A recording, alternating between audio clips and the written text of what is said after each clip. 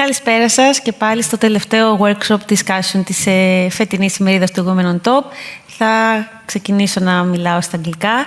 So welcome everybody and thank you for being here with us or for joining us for this last session. As previously mentioned, this is the last workshop discussion and we will be talking about boosting participation and empowering young women and girls to participate in STEM fields. This is an opportunity because we kind of all have the data and what's going on and we may have the research, but this workshop is for us an opportunity to gain access to initiatives implemented by companies, by teams, by individuals, and to ask the questions about the challenges and about opportunities that they saw during these initiatives, and just generally have a conversation about something that we have been talking about for years, but we think that we should be revisiting again and again. We have been talking about how all these changes in gender equality and generally are always dynamic. So it's we think it's very beneficial to be having the same conversations again and again because it's from different people, it's from different perspectives. So together with me to join their knowledge and expertise are, and again I'm reading from my notes because they're very impressive titles and I don't want to leave anything out, Rachel Chicks-Givan, she's the Senior Manager, People Experience and the Global Diversity and Inclusion Leader in Pfizer, so welcome Rachel. And Monica Asen, she's a project leader of the Girls in Technology Initiative in NHO, and we will be talking about this organization later as well. We have Jenny Livadaro. I have the honor to have her here with me live. She's an energy expert, non-executive director, and a member of the board of Elector SA, and also a member of the National Accessibility Authority. Did I say everything? Elector, Elector, okay. It's a big group of companies. And Isabel Sam, she's a senior account executive at Stack Fuel, and she will be also joining us from Germany. So, can I have everyone online, if it's possible? Thank you. So, hi, great to see you, everyone. Thank you for being here and giving us the time and your knowledge. And we will start off with Rachel.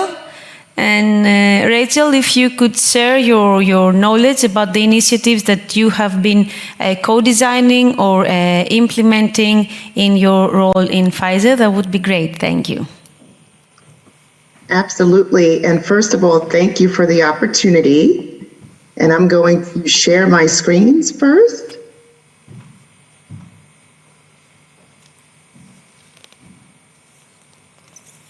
There we go. Hopefully you can see them. We can, yes. Perfect. Well, again, thank you for this amazing opportunity to share what we've been doing at Pfizer. And just to let you know, I've been in this space for many years within diversity, equity, and inclusion. And what I'm proud of at Pfizer is that we've not only taken our commitment in DE&I focused in one particular area, we knew that we needed to focus on women specifically. So this has been a long journey. And what we did was we specifically focused on female women in talent in Europe because there was the opportunity to increase representation. Knowing what the culture was like, getting women the support that they needed to advance, we actually put together one specific program to do that. This was done in partnership with Axiom Consulting, and it really was focused on a few things: the opportunity for women to advance both personally and professionally, and it also gave them the exposure and visibility to leaders. And as we all know, it's so important to have good mentors to help you along the way within your career. So in terms of benefits to Pfizer, we saw that right away. It demonstrated our commitment to DE&I, but it also demonstrated that we needed to invest in the development of our leaders to create more innovation and a competitive advantage for our organization. You watch the video still is very emotional for me when I watch it. we cannot have breakthroughs if we do not have all voices sitting at the table, including women. We also wanted to make sure that they had role models, and it was important to leverage other women within the organization, other women leaders, to be there as a support. And as we all know, not seeing other women at the top, it really does give you, or seeing other women at the top gives you the opportunity to know that it is possible. So we wanted to make sure that they did have those role models. And we also, lastly, wanted to be the destination choice for women, specifically in Europe. So what did the participants get, right? What are they focused on? It gives you that knowledge that you need, as well as exposure to other thought leaders and experts, specifically around leadership development. You have the opportunity to self-develop. One of the things that we did with this program was give them the tools that were needed to understand what are my strengths, what are my weaknesses, and what are my developmental needs. And this way they were able to take that knowledge and research that was given to them and working with the consultant to identify where they needed to focus in order to advance their skill sets. And then lastly, and I've mentioned this before, this is probably the most key piece, was the mentoring aspect and being able to connect with other mentors within the Europe area, especially the women that were there within the organization. But you're probably wondering, how do we identify women to go through the program? And this is a very robust process of a nomination process. So when you get selected, you can feel really proud because it went through a number of different people in order to make that selection. And it's about 20 women per year. And it's managed through our L&D, our Learning and Development Group, our HR leaders within the respective areas, along with someone like myself that's within DE&I. We go through a process of identifying women that can go through it. And just so you know, from a data point, I'm proud to say we've had 300 plus women go through the program so far. The selection criteria, we look at your performance rating. So we look at those that are key, emerging, and critical leaders within the organization. We also have a diversity of mix in terms of participants. So not only coming from one functional area within the business, but we look at all different functional areas and make sure that we have geographically within Europe a good participation, diversity of mix of women leaders to go through the program. We do target where it's our sweet spot. As you all know, the area where it's the next generation of leaders. So this is very focused on managers to director levels, because we know that those are the future leaders that we want to make sure that they are the women that will eventually get to those top senior leadership roles. And then lastly, what's part of the program? In summary, the modules that they get, because this was based on research that was done, working with the consultant, and as we all know, various areas that are important for the advancement of women: networking skills, visibility, and awareness. So modules on those to help them understand how they can improve on those skills. Leadership is a key component. They also get coaching as a part of the program and mentoring that I've mentioned. And then work-life harmony, as we heard even earlier with the parental leave concept, is having that module from a personal standpoint. How do I balance my career along with my work life? So that's FATE. And as I said, I'm very proud to say that it's been in place for several years now. We've had 300 plus women. And I'll say it again, women only in Europe are those participants that go through the program. So it's very specific there. And we're looking to see, is this a model that we may want to present and go beyond the European borders? But something else I wanted to highlight from Pfizer quickly is that we do know that focusing on women professionally is important, but there's also this concept that we have to look back and reach back way beyond women coming into corporate America and starting as early as middle school. So we have an organization within Pfizer called the Digital Foundation. And we all know that STEM, women and girls in STEM, it's a huge opportunity, not only for our organization, for all organizations right now specifically, and how are we fostering the next generation of students and leaders within our respective communities. So we have Digital Foundation that's very committed. And what I'll share with you is a highlight of all these programs that we have. And I think this visual really shows you that we are committed from early on, from middle school and high school, all the way to the workplace. And it looks like, wow, that's a lot, but we feel that that's what's needed. In order for us to break through, especially in STEM, we have to start early with Girls Who Code. You may have heard of that. They come in over the summer. We host them for an entire 8 to 10 weeks program. We have Digital for Girls. Again, that might be just several weeks throughout the summer that they come in. And Digital Scholars. These are all middle and high school students, where we believe that in order for us to make a difference, especially within our society, we have to start early. Then we have our summer student workers. This is another program that we focus on within the college area. And we have one that I'll just highlight now that's in pilot, which is specific to our digital hub in Greece, where we have, it's going to be a program of interns that will be starting for the first time this year, but it's a pilot. And we hope that it's not just the first, we will continue ongoing. But again, we thought it was very important, especially since we have this huge presence of a digital hub within Greece. We needed to be able to not only grow our own, but also to be able to give back to the community. And then lastly, we have 3 different programs that take place within the workplace. So as students go through them, they also have the opportunity to come back and work for Pfizer long term.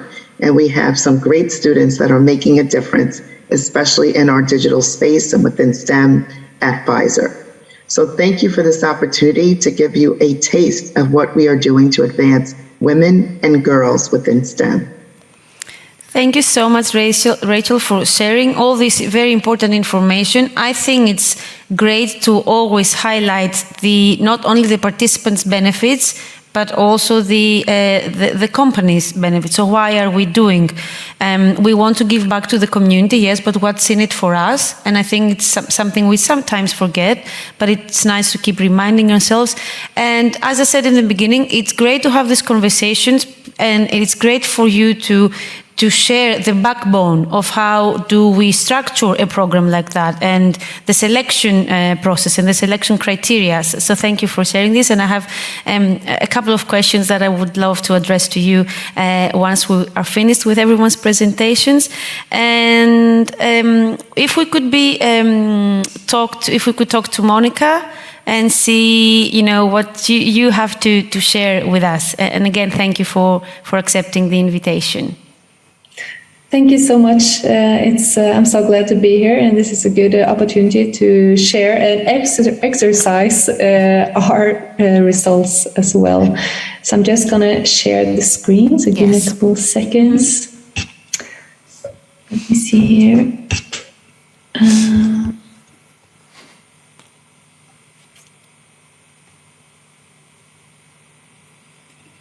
If there's anything we can do to help from our side, let us know. I think it's going now. No, it's not working.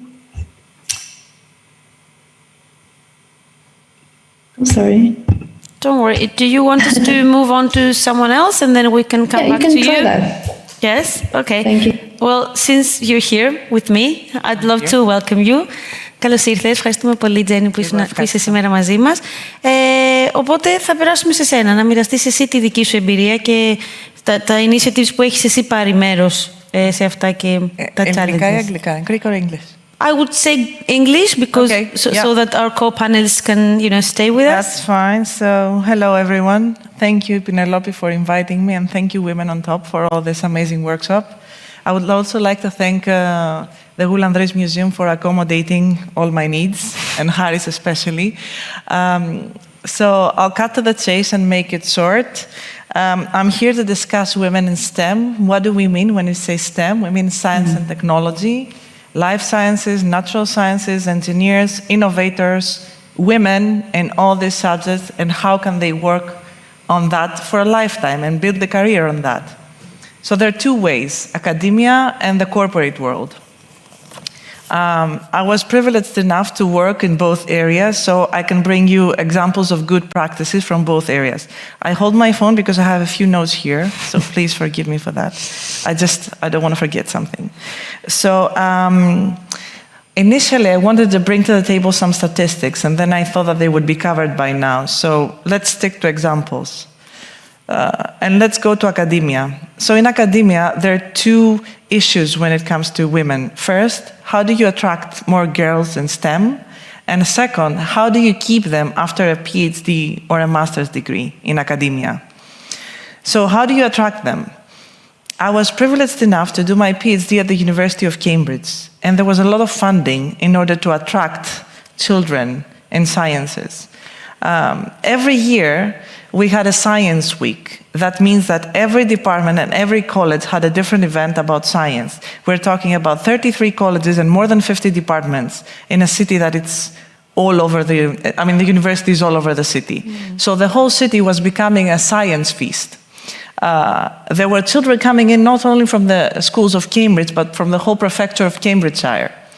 And this way, we the researchers, were paid to form fun science events to attract students. I'll describe you my science trick. So I was doing my PhD in the Department of Applied Mathematics. There's a huge corridor once you come into the department. I had a shark flying at the main corridor and holding a tablet saying, "Follow me." The shark was leading the students to a big tank where I was doing my experiments on a daily basis. And in this swimming tank, there was another shark swimming, leaving a colorful trace. This colorful trace was related to a video that I was showing on the wall, showing how the trace was related to pollutants at sea and how these pollutants could be tackled. Can you hear me? Oh. Yes, we can. Don't worry. I'm just in the middle of my speech, but please wait for 5 minutes. Thank you. Yeah, don't worry. Okay. So this colorful trace was related to pollutants at sea and in the atmosphere. And then we were explaining to children how these pollutants can be mathematically described and how we could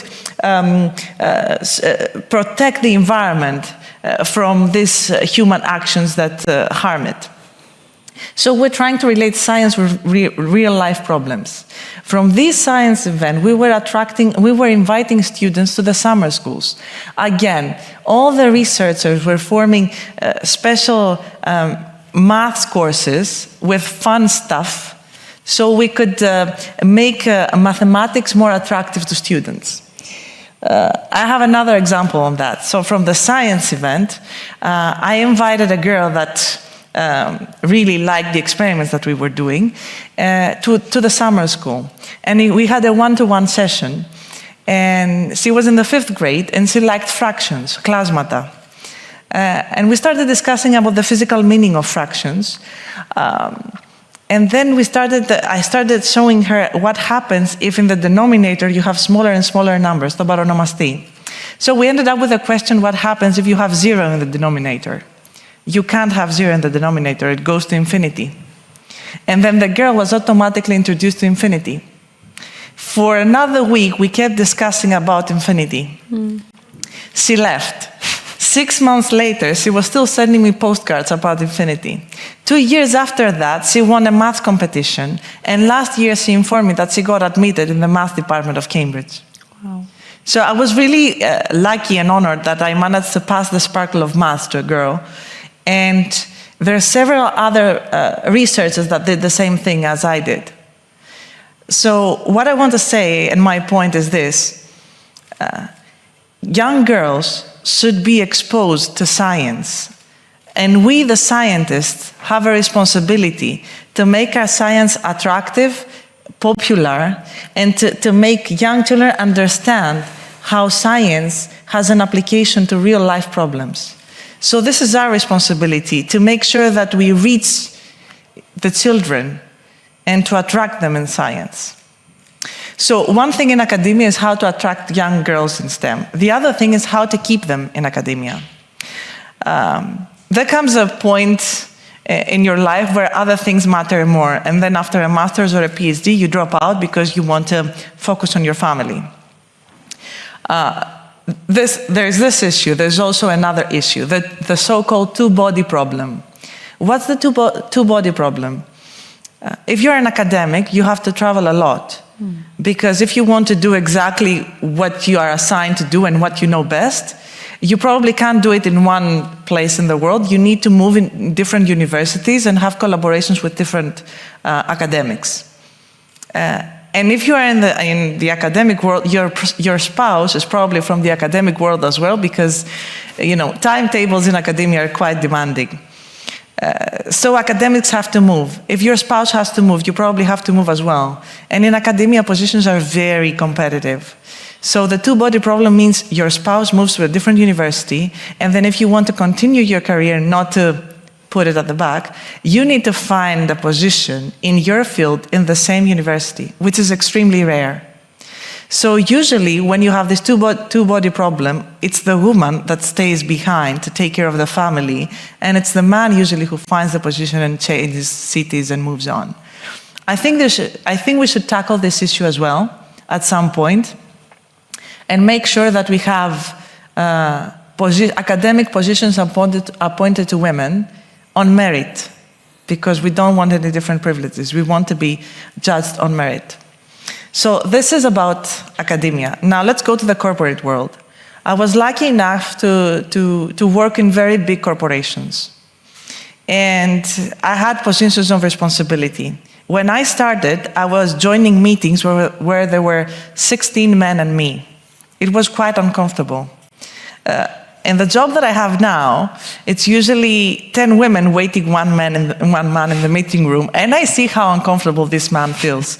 I feel for him, because I've been in this position. It's quite strange, but it's the other way around now. Hopefully, at least in the company that I work now. So now we have this percentage of women in boards. I'm in a board as well. I could talk about women in board as well, but I know that there are very few women that have been trained properly to take these positions. They usually take these positions because they have tried harder than men. So if we leave gender washing, as Mr. Kitso said before, on the side, I have a thing to say about women in the corporate world. When they go to the university, when they gain their first degree, when they start their career, nobody tells them their full potential. Nobody gives them guidance to follow the right steps and the right timeline to climb up the ladder of their career. When I started, there was no school, there was no mentor that taught me that.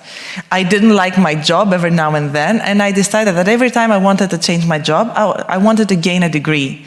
So I gained 4 degrees because I wanted to change my job 4 times. I know. Instead, what happened, I thought that I couldn't settle. Instead, what happened was that I managed to gain 4 degrees that could be combined in one job. So now I use all these skills in one position. And I did it the hard way.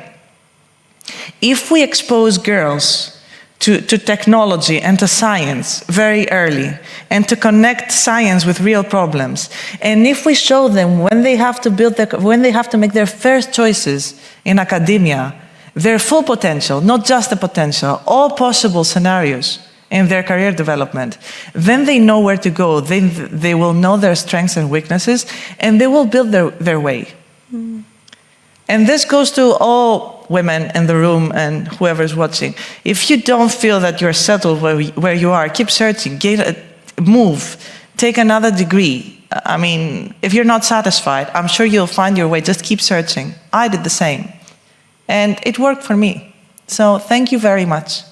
Thank you so much for sharing all this valuable information, and thank you for highlighting the issue in academia, because I really want us to have time to get back to that, and also we will touch upon the connecting STEM and real life problems, and showing girls how we can use STEM to make impact and create social change. So thank you for that. Monica, I know you have been talking to the technicians before, so if you can hear us now, you can share your screen.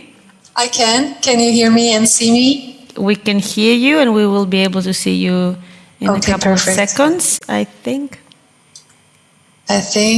Can you see my presentation now? There's a slight delay, but we are confident that we will work this out. Okay. Just tell me. Μπορούμε να δούμε τη Μόνικα? Είμαστε εντάξει?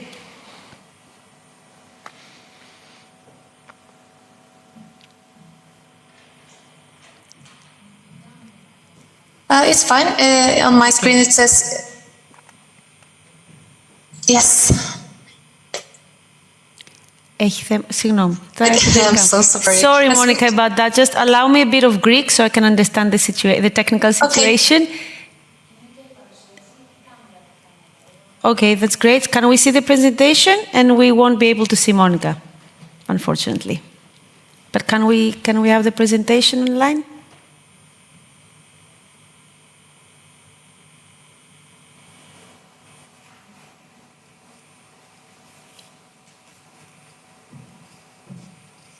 Can you now see it? Not yet. It's supposed to go big screen now. Yes, we're fine now. We can. Are you fine now? Yes. That's Okay. Great. Perfect. Hello and thank you again. I had to switch computers, so it's always good to have backup when you work with even technology. So that's good to know. Everybody can relate to that. Yeah. Thank you for inviting me. This is the Norwegian name for my project. I just always start my presentations with that name. It's simple. It's Girls and Technology. There's a lot of projects around the globe having that name. So I just wanted to explain a bit about the project because it's not an academic project and it's not a business-owned project. It's a national recruitment project funded in 2003 in Norway, which the project is in Norway. And sadly, for this presentation, we do work a lot with language barriers, and we work a lot with words. So a lot of our work is in Norwegian.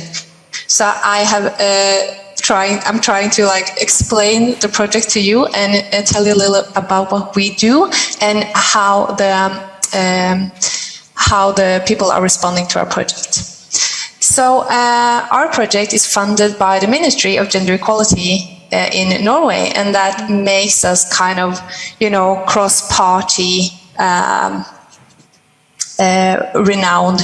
And it means that for us, we're not depending on any business or anyone to make the project happen. It's an operative project which is operated by the Confederation of the Norwegian Enterprise, which is NHO, which is my workplace. And we have 30,000 members, and the members is mainly businesses. So it's about 600,000 people connected to NHO. Every year we conduct a national campaign to raise awareness and inspire young women to choose STEM-related education and work. During a year, we have a national inspirational tour for about 9,000 students, and these students are in about between 13 and 16 of age, and we have different activities for different age groups. So along the year, we have this inspirational tour. It's a big one. It's about 30 days every year. And we go locally around Norway, and we bring inspirational voices, and we bring actual women and girls who are both local, national, and international, and have careers in STEM in some way or connection to STEM in some way. Sometimes we also bring local celebrities just to make people come to the shows, of course, but mostly it's professional women in STEM.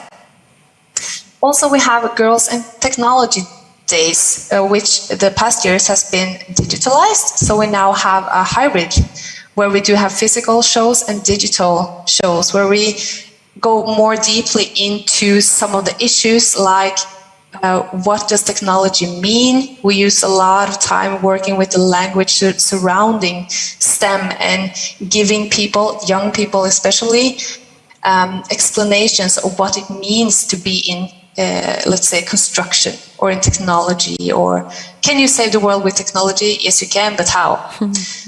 So we are using a lot of our time and resources on our digital shows to explain words and, expressions. We also have inspirational days, is what we call it, at universities and colleges around the country. And in Norway, there are a lot of universities, and education is free, but it's still not available for everybody. As I think all of us here know, not everything is available for everyone, even though it says so in theory. And that's partly, mainly the reason we're working with language barriers. How can you know about your future in technology if you don't know what work in technology can be when you're 14 or 15 or 18?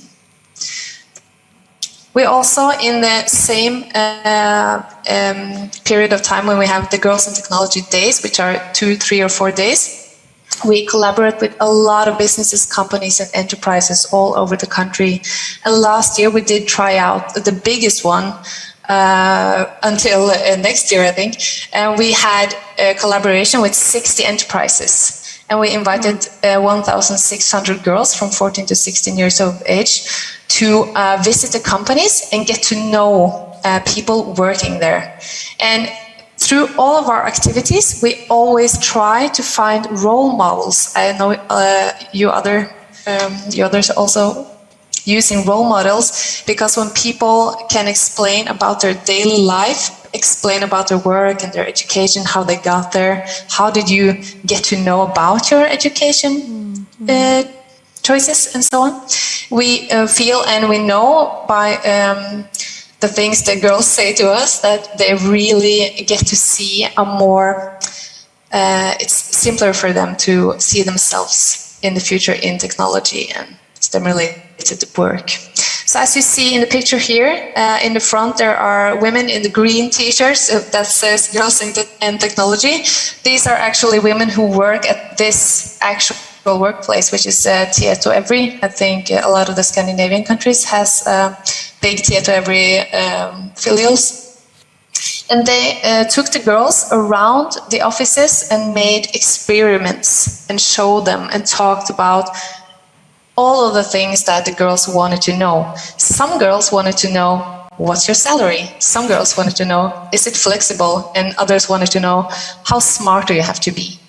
And I think a lot of us in this room agree that you have to start early if you want to recruit young females to actually choose STEM-related work and education. Actually, this company did some early recruitment and promised some of the girls a chance to get to work there if they choose something STEM-related. So that's our main goal, is to kind of translate the technology language and STEM-related language onto the daily language that young people have. The feedback from the companies are also overwhelmingly positive.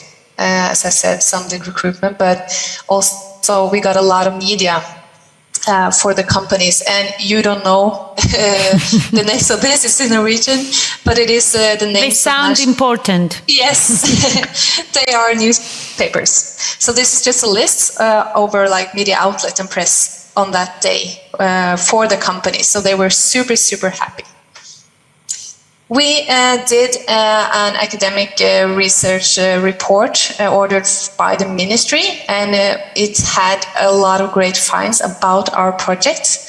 And you can see here, it's a bit boring to look at the text, so I'm going to just take the highlights here.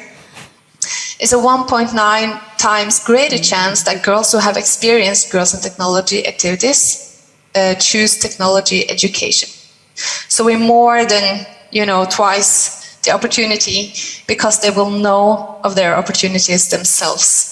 The analysis shows that activities under the auspices of Girls in Technology largely hit the girls well. First and foremost, the measure gives the girls new insight into technology educations and professions that many of the girls did not get through other channels. And when we're talking about other channels, it could be parents, it could be school, it could be media. Channels here is a bit broad. This is also from the press. Just wanted to show you because pictures like this is what gives us the positive feedback. These are girls in, constructional helmets and vests, smiling, showing that girls can actually be in technology and also be with other girls. Mm-hmm. This headline is IT business can't get the girls to come and work for them.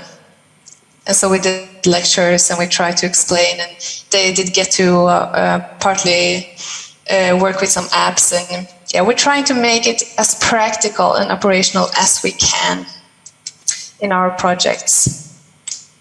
I have some more findings from the report that I was planning on answering some of the questions you might have for me, because the report is very long, but it's mostly very positive, and especially regarding the practical things, and when we connect companies to girls, and when we connect universities to girls, and also when we translate. This is mostly during our campaigns, who goes around the year on social media.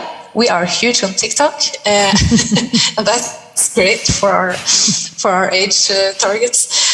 But when we are translating, what is technology? What is your opportunities? How much do you make? What kind of flexible work-life balance can you have? They really respond well to that. So I hope that you got a kind of insight on what do we do in our project. I think we got a great insight of the project, and I will highlight the two words that you used at the end of your presentation, which are practical and operational. And I think all speakers by now have touched on this, and we will come back to this with our questions. So thank you. I hope your camera problem can be resolved, so I can come back and ask you questions. But before we move on to the next session, I would love to hear from our last speaker, Isabel. Welcome. Thank you, Penelope. Great to be here. Great to have you. So what do you have to share with us? Great. So I want to share with you a scholarship that we set up last year that had the main goal of exciting and inspiring women, especially focused career changers or lateral entrants to the topic of data and data science, to choose a career in this field. So let me just share the screen with you. Yes.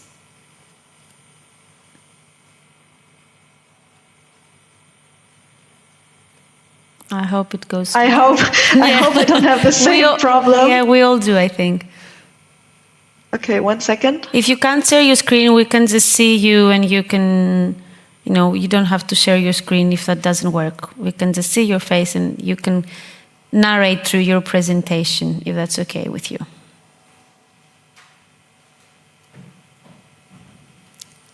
Can we do that? Can we see Isabel and she can walk us through the presentation without having to share her screen, if that works? It's always in the last panel, I will say. The team is getting tired, but it's all good. Sorry, I just got kicked out. I hope it works now. Can you hear me? We can hear you, and if we could just see Isabel and not worry about sharing her presentation, and she can work through it, if we can do that. Yeah, so I'm sharing now. Can everyone see it? We can't, but hopefully we will in a bit. Okay. That's great. Okay, great. So I would just continue to stay in the time frame, so we have time for questions later. So hi everyone, I brought you a short agenda about the introduction. So why are we doing the Women in Data Scholarship? Who are we? And what was the goal and what was the outcome? So for the introduction, I work for StackFuel. We are a data and analytics corporate education platform focused on these specific topics. So only upskilling and reskilling in the area of data analytics and AI. And we do that in form of a platform. So our participants have a browser access through the platform, can learn from anywhere and have an interactive experience. So how are we connected to the Women in Data scholarship? We, of course, also see in our personal situation as a startup, as a small company, but also in the participants that we have in our trainings, that there is still a status quo that is very has room for improvement, let's say. So in Germany, there are only 15% women working in data-related fields. So it's a very low number. We've seen great examples of the speakers before about that we actually need more role models. I completely agree with that. I think a really nice little joke that we have in Germany right now because of the political change that we saw is that some girls who are 16 now ask their parents whether also men can be chancellors. So I think that's a really nice vision of how role models really help to identify with where we want to go in life. So this is the status quo right now. And of course, the chance, as we've seen, is huge. There are multiple studies that show that diverse teams generate more revenue through innovative products and services, new products and services. And there also, there's the KPMG study about female leaders who tend to be more digitally oriented and also tend to be quicker to adapt data-driven decisions, for example. So that is, of course, somewhere where we want to go with our companies. And we introduced the Women in Data Scholarship to do exactly that. We did it with our client and partner Telefonica Germany, and we created a scholarship program which is of course completely free to attend for the women who are applying for the scholarship. We had 50 spots in the first place, and we focused on actually women who have some kind of let's say disadvantage compared to maybe other women. So one of the criteria was, for example, age, because there's I think we heard a lot of great things today already about young girls being inspired and motivated to get into the STEM field. But there's also a huge problem when we say career change or lateral entrance, that we also need to inspire older women or women, for example, after they got their first or second child, to let them know that it's still possible to enter the field of data and AI and tech, and that they can pursue a career there. So that was, for example, one of the criteria that we looked at. And another criteria was, for example, actually their previous education. So we preferred participants in the scholarship that didn't have a STEM education, just because that would create a better chance for the ones who don't have so many touch points with this topic so far. And yeah, we had over 350 applications for the scholarship that we were really happy about, and the perception also, for example, in the press and with the participants was really great. And I brought you some data, because we're a data company, so I brought you some data of the applicants and of the scholarship holders that we have. So as you can see, still the range of applicants, the majority was between 20 to 29 years old. But we are happy that the second biggest chunk of applications came from women who are between 30 and 39 years old. So that was a great achievement. And for the location, it was open for Germany, Switzerland, and Austria, because the language was, of course, in German. So we had most of the participants from Germany, second place was Switzerland, and third Austria. And when it comes to previous programming skills, because the data analyst training is a reskilling training that requires you to do complex data analytics with Python, but it is meant for someone who doesn't have programming skills before. So we had 21 participants who had previous experience, then 21 who had Python specific experience, and 8 of the women didn't have any previous programming skills before they entered the program.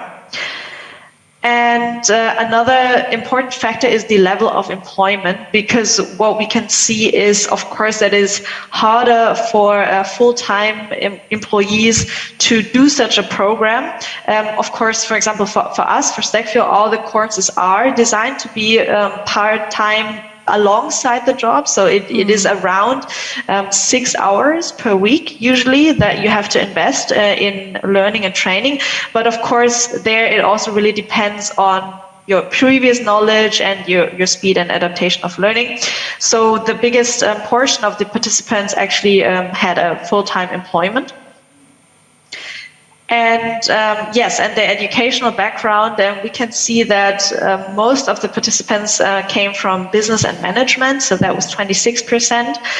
But we're really happy to see that we also had a lot of different areas and industry branches, for example, such as political sciences, which is also super important to have good data skills there, because if you want to analyze a huge, large data set of different demographics, it is definitely very helpful if you have a good and solid understanding and practical skills to do that. And it's actually a close connection. It's not that it's very far away. So we saw that it was actually not so hard for people with political science background to adapt to these topics.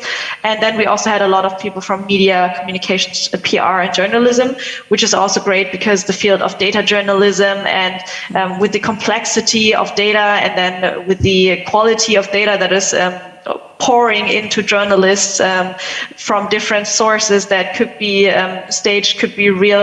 It is very hard to deal with and work with all this data. So data journalism and data skills in journalism are also super important. And yeah, so this was the educational background, and we had a completion rate of over 90%. Of course, not all of the women were in the end able to finish that, but 90% is a good and solid completion rate, especially considering that some of them didn't have previous programming knowledge. And we highlighted some of the individual stories of the women that finished the scholarship program, and we asked them, what are your jobs now? How did it influence your work? And what did you get out of the program? And there were various responses, which if you want to learn more about, you can also check out the blog where we featured the women. So yeah, that is the scholarship. We are really happy that it worked out, and looking forward to any questions if you have any.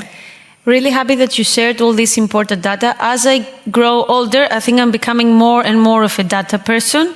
So I like that. And I like seeing, and you see me keeping notes all the time because I have 4 questions to each of you. I will only have time for one.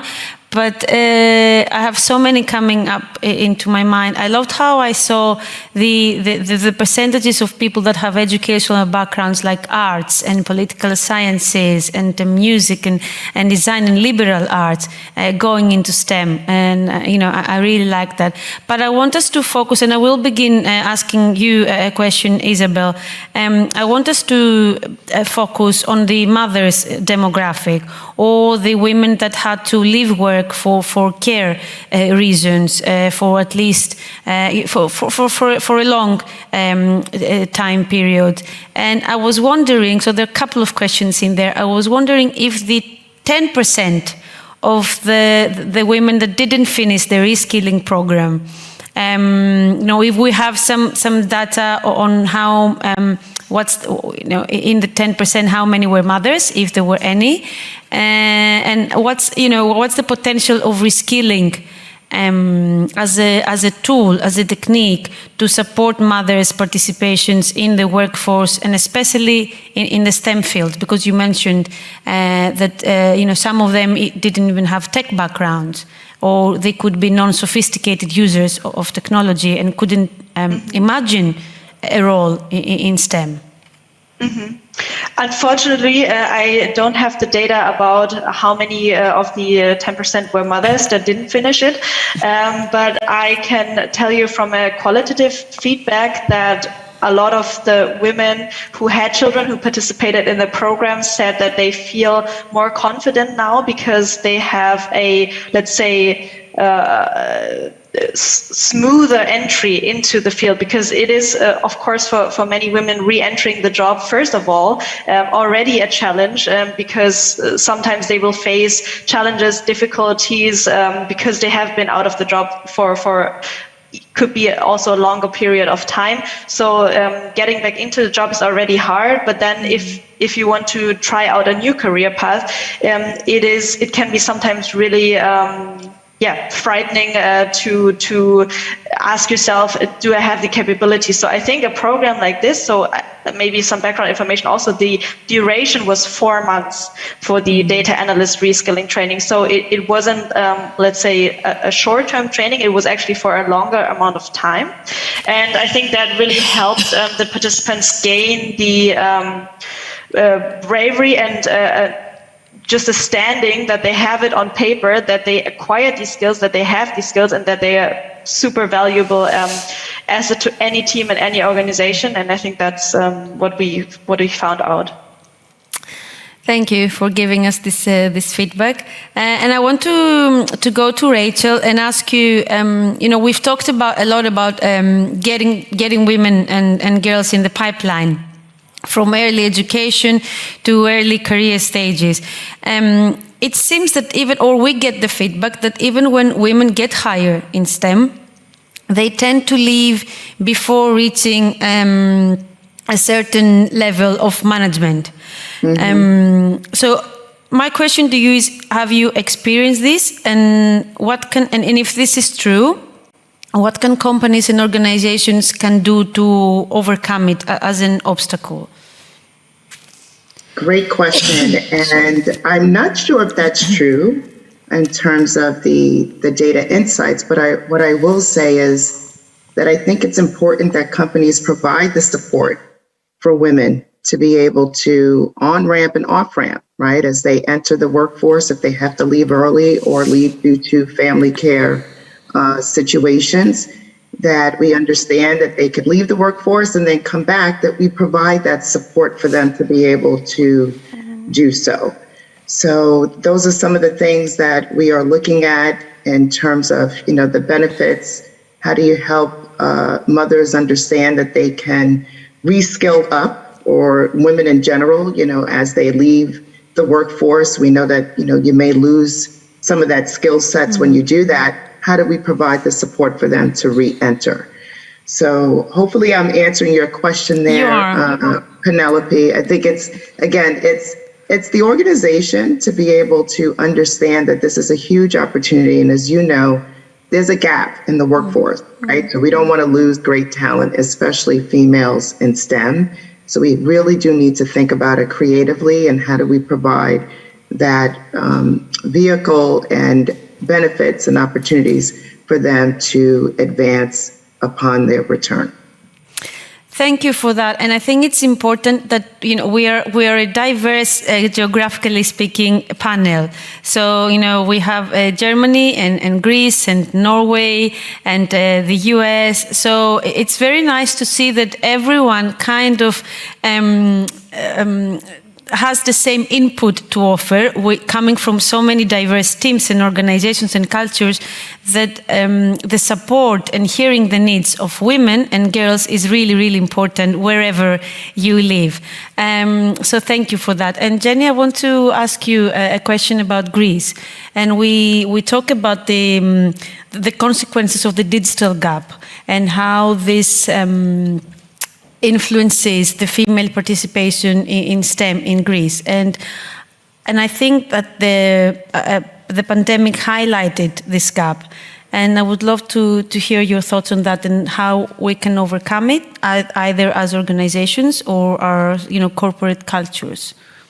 I'm very technologically aware of my surrounding, and I have to say that because of the pandemic, my work increased dramatically because I have all the skill set to use all the technological tools.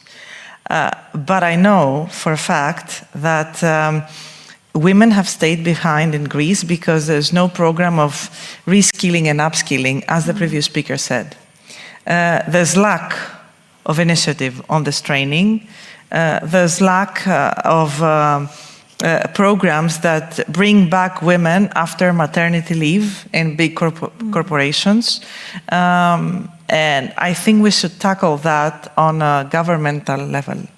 Not only, as the private sector should definitely make some moves, but there should be initiatives through governmental institutions. Thank you for that. You're welcome. I believe, we've heard about how it has to be a combination of governmental policies or legal framework, whether it's quotas or paternity leaves or pay gap and female participation in STEM. And Monica, it's very nice to see you. You too, Penelope.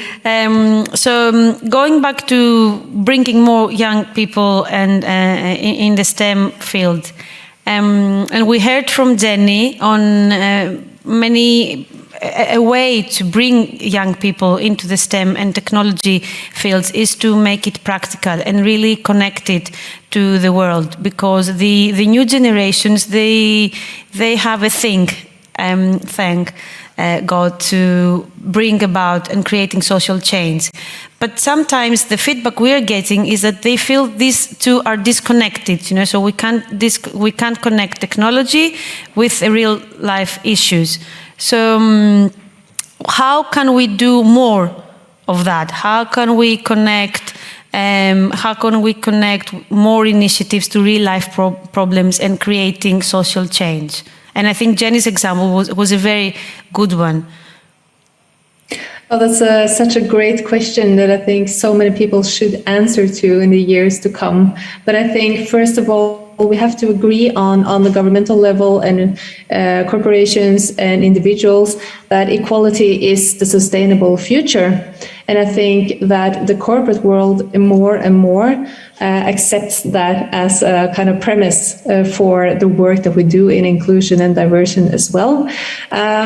Regarding young people, I think for our project, using the language and thinking about the language barriers, and now I'm thinking more about class structure than other kind of structures being in the way, but also the norms of choosing your education and workplace.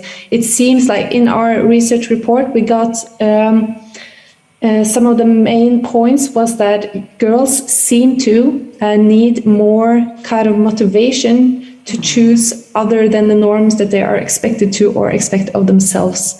So who is the main influencers here in their lives? That's really important to think about. I think parents play a large role, and your immediate surroundings. So when we think local, we do it with the intention of being global, because we are a long-term project, and I think more projects and initiatives should think more long-term and make strategies that are operational, and operational in that term that you can analyze the results. Mm-hmm. That's the main challenge, I think, to actually do operational things, to connect like business and individuals and schools and the more governmental. So operational and practical keeps coming up into the conversation, and it's vital for us to keep in mind. We have 1 minute and a half. I'll take another 3 or 4 because I don't want to take more of anyone's time. And I want to ask you, I have a million questions to ask each and every one of you, but I want us, because we have highlighted mentoring and role models a lot across all discussions and panels. And I would like to ask you, as individuals and holding roles in the tech industry, Have you experienced gender bias or a stereotype? And if young girls, along with corporate actors and leaders, are listening to us now or will hear this conversation and they want to get involved into STEM, with STEM and technology in general, what is your go-to answer when you're faced with a gender-biased comment or a stereotypical phrase, or someone in a meeting room tries to put you into a certain box? And I will, Isabel, if you want to answer that first. I think I unfortunately don't have a standard answer. I think it always depends on the situation what I answer. But I would say, okay, let's have a competition in Python and we'll see who wins. Okay, that's a great answer. Thank you, Isabel. Rachel, do you want to go next? Absolutely. And if you don't mind, I'll just share a personal story. I just remember my own daughter telling me when she was very young, like 2 or 3 years old, she said, "Mom, girls don't go into, like science or go into science." And I thought, how could she say that to me, someone who's in DE&I? And I made it a point in terms of making sure that she saw that the opportunity is there and you can get involved in science. It's not just for boys. So that I say that to say it starts early. And that if you fast forward into the workplace, just imagine colleagues, and I know men are not doing this intentionally, but even women themselves, it's being that advocate and letting women know that the possibility is there. And the one thing I wrote down when you asked the question, sometimes we have to be the voice of nudges and nudging our leaders and ask the question, why do you think that? Because sometimes there's assumptions that are in the plate in your mind and thinking, maybe a woman's not interested in that role. Why? Why do you think that? So to round this out, I would say we should all have these opportunity, when we have the opportunity, when we see it and hear it, that we actually question it and make that nudge, whether it's the female that's questioning, should I stay in this field?